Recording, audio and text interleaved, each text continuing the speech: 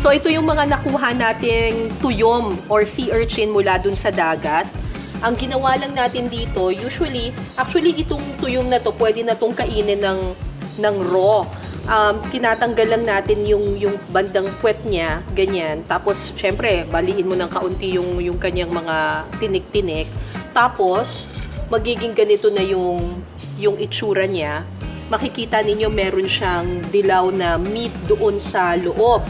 So, ang turo sa akin usually ng mga mangingisda, nilalagyan lang siya ng konting suka, o kaya pwede mong pigaan ng kalamansi or ng lemon, ganyan.